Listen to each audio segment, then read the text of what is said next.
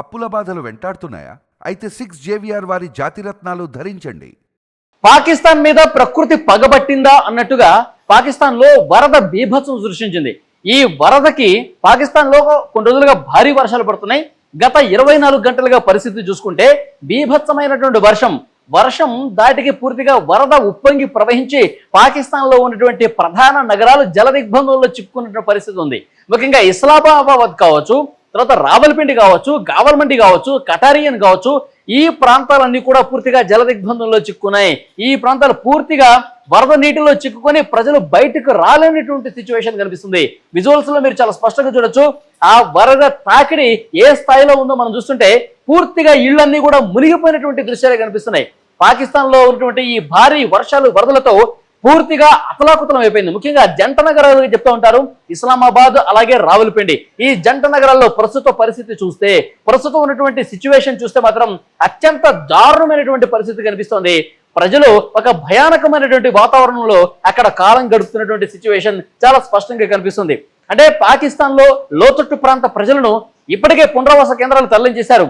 వేల మంది జనాన్ని, ముఖ్యంగా నేను ఇప్పుడు చెప్పినటువంటి నగరాల్లో ఇస్లామాబాద్ కావచ్చు, రావల్పిండి కావచ్చు, గావల్మండి కావచ్చు, కటారియన్ కావచ్చు, ఈ ప్రాంత ప్రజలని సురక్షిత ప్రాంతాలకు తరలిస్తా ఉన్నారు. అక్కడ పునరావాస కేంద్రాలకు తరలించడంలో కూడా అక్కడ రెస్క్యూ సిబ్బందికి ఇబ్బంది ఏర్పడుతున్నటువంటి సిచ్యువేషన్ కనిపిస్తుంది. Pakistan national disaster management authority చాలా స్పష్టంగా చెప్పింది, లెక్కలతో సహా చెప్పింది, ఇప్పటికే 300 మందికి పైగా ఈ వరదల్లో చిక్కుకుని చనిపోయారు. వేలాది మందిగా సురక్షిత ప్రాంతాలకు తరలించిన పరిస్థితి ఉంది. పునరావాస కేంద్రాల్లో వాళ్ళందరినీ కూడా తల దాచినటువంటి పరిస్థితి ఉంది. సో డెఫినెట్ గా పాకిస్తాన్ లో ఉన్నటువంటి రియల్ సిచ్యువేషన్ మీరు చూస్తా ఉన్నారు. ఎక్కడికక్కడ లోతట్టు ప్రాంతాలు పూర్తిగా జలదిగ్బంధంలో చిక్కుకుని వాళ్ళు అసలు బయటకు రాలేని సిచ్యువేషన్ కనిపిస్తుంది. అక్కడ వరద బాధితులు ఎవరైతే ఉన్నారో వాళ్ళకి నిత్యావసర వస్తువులు కల్పించడానికి, పాలు అందించడానికి, అలాగే వాళ్ళకి మెడిసిన్స్ అందించడానికి కూడా చాలా తీవ్రమైనటువంటి కొరత ఏర్పడింది. సంక్షోభం పరిస్థితుల్లో అక్కడ కనిపిస్తున్నాయి. అక్కడ వాతావరణం చూస్తా ఉన్నాం. పాకిస్తాన్ లో పూర్తిగా అక్కడ ఉన్నటువంటి లోతట్టు ప్రాంతాలు ఏవైతే ఉన్నాయో, జలదిగ్బంధాలు చిక్కున్న ప్రాంతాలు ఏవైతే ఉన్నాయో, అక్కడ పూర్తిగా నీరంతా బయటకు పోవడానికి కొన్ని రోజులు బట్టే అవకాశం ఉన్నట్టుగా తెలుస్తోంది. అక్కడ విజువల్స్ లో మీరు చూస్తా ఉన్నారు. పాకిస్తాన్ లో ప్రధానంగా ఒక 10 గంటల్లోనే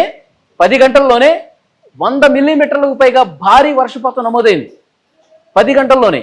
సో డెఫినెట్ గా ఇక్కడ చాలా స్పష్టమైనటువంటి సంకేతాలు కనిపిస్తా ఉన్నాయి. పాకిస్తాన్లో కొన్ని చోట్ల హృదయ విదారక దృశ్యాలు కూడా కనిపిస్తా ఉన్నాయి. ఎందుకంటే కొన్ని గంటల్లోనే ఇంత భారీ వర్షపాతం నమోదు కావటం, లోతట్టు ప్రాంతాలు పూర్తిగా జలమయం అవటం, 300 మందికి పైగా చనిపోయారని సమాచారం రావటం, ఎలాంటి పరిస్థితులు కనిపిస్తున్నాయో కూడా చాలా స్పష్టంగా చూస్తా ఉన్నాం. కాబట్టి డెఫినెట్ గా పాకిస్తాన్ అధికారులు సహాయక చర్యలు చేపడుతున్నప్పటికీ, అక్కడ ఉన్నటువంటి సిబ్బంది సహాయ కార్యక్రమాల్లో పాల్గొంటున్నప్పటికీ కూడా ఇంకా పరిస్థితుల్లో ఎలాంటి మార్పు రాలేదు. పాకిస్తాన్ లో ఉన్నటువంటి రియల్ సిచ్యువేషన్ చాలా దారుణంగా ఉంది. వర్షాలు వరదలతో పూర్తిగా పాకిస్తాన్ లో పరిస్థితులు అత్యంత భయానకంగా ఉన్నటువంటి దృశ్యాలు చాలా స్పష్టంగా కనిపిస్తున్నాయి. మరొక ముఖ్యమైన విషయం, ఇప్పుడు పాకిస్తాన్ లో ఈ పరిస్థితి మొత్తం చూసిన తర్వాత పాకిస్తాన్కి ఒక శాపం తగిలిందేమో. పాకిస్తాన్కి నిజంగా పెహల్గాం దాడితో భారతదేశంలో ఉన్నటువంటి 26 మంది అమాయకుల ప్రాణాలను పొట్టన పెట్టుకున్నారు. అది పాకిస్తాన్ ప్రేరేపిత ఉగ్రవాదులు చేసినటువంటి దాడి. ఆ పాకిస్తాన్కి ఇది కావాల్సిందే. పాకిస్తాన్ పాలకులు, పాకిస్తాన్ ఉగ్రవాదులు చేసినటువంటి ఈ దాడి వల్ల పూర్తిగా ఇప్పుడు పాకిస్తాన్ ప్రజలు ఒక శాపాన్ని అనుభవిస్తున్నారా, దాని ఫలితమేనా ఇది అని చెప్పి మాట్లాడుకుంటున్నటువంటి పరిస్థితి ఉంది. సో డెఫినెట్ గా ఇంకా వర్షపాతం అక్కడ బీభత్సంగా పెరుగుతుంది. 10 గంటల్లోనే కొన్ని 100 మిల్లీమీటర్ల వర్షపాతం నమోదయ్యి ప్రజలు ఇక్కట్లు పడుతున్నారంటే ఫస్ట్ ఫ్లోర్, సెకండ్ ఫ్లోర్ వరకు ఆ వాటర్ పూర్తిగా వచ్చేసి వాళ్ళ జీవనం చాలా దుర్భరమైన పరిస్థితుల్లో ఉన్నాయంటే గనక డెఫినెట్ గా అక్కడ పూర్తిగా వాతావరణం మారిపోయింది. భారీగా కురుస్తున్నటువంటి వర్షాలు, కొద్ది గంటలుగా కురుస్తున్నటువంటి వర్షాలు, ఎడతెరిపి లేకుండా కురుస్తున్నటువంటి వర్షాలతో ఒక బీభత్సమే కనిపిస్తోంది.